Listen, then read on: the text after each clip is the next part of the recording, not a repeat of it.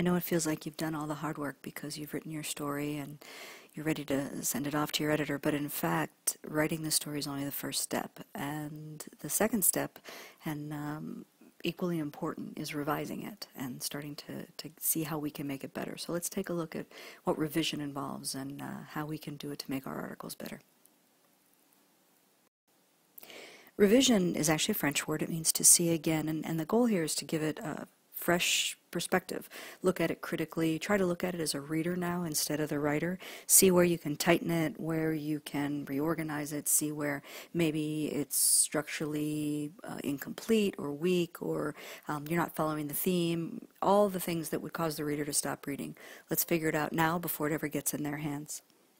And it's important to remember this is not proofreading, so you're not looking for where a comma goes or, make sure your capitalization is right. All of that is important, but this is editing, and it's a much deeper process.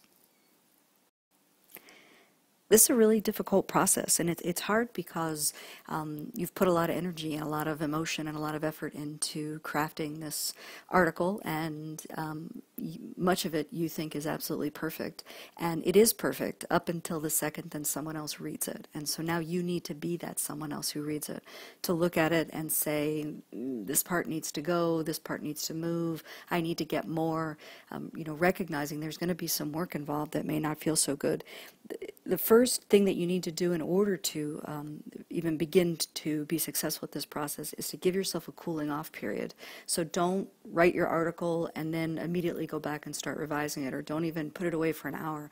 You need to put it away for a few hours or a day or two if you have the time, to be able to give it a fresh perspective and see it with fresh eyes. And when you do give yourself that fresh perspective, you're going to be surprised how many things you see that need to change. So, the process is not dissimilar to how you first started to structure the story. Let's take a look at the lead now. Are you being pulled in by that?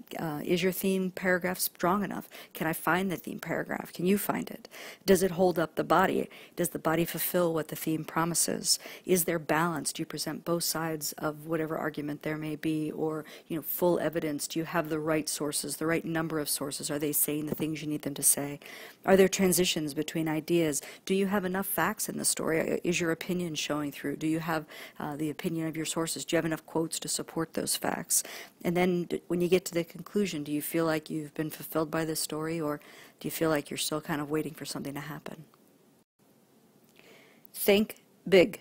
You have to think like this is a whole process and a whole project that you're looking at. Don't start looking at it paragraph by paragraph.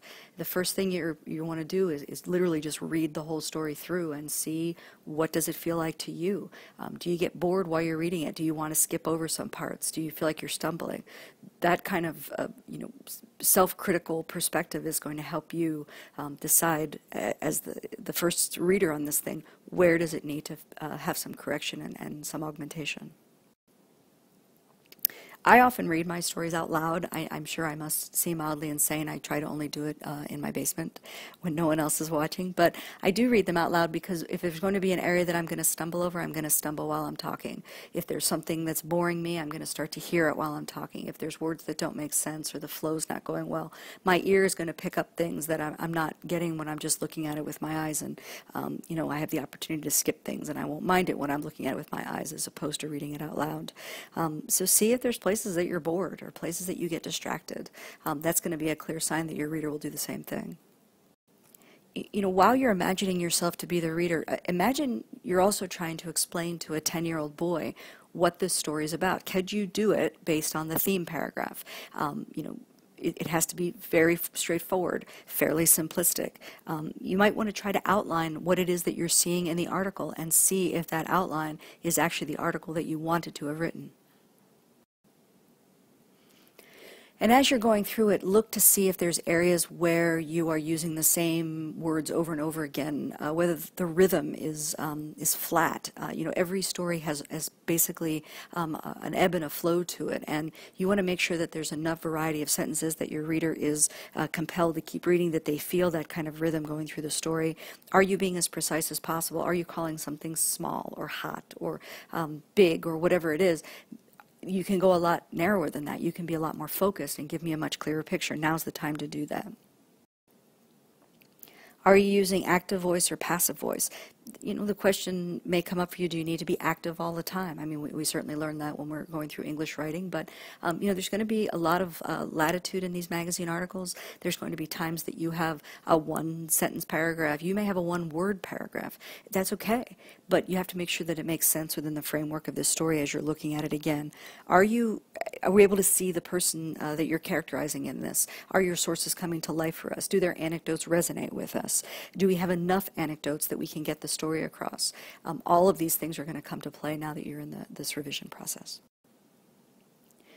And you have to start thinking about what words you've used and whether or not they're the right words, whether or not you're using them accurately. How are your sentences structured?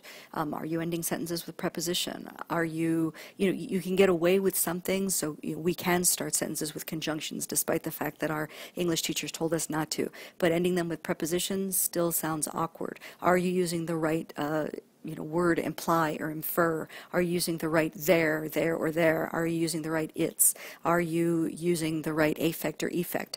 All of these things have to be now taken into consideration, especially before they go out into the world, because once your editor starts to see that you have challenges as it comes to even using the proper words within the framework of your article, now's when you may not get hired a second time. And please, show, don't tell.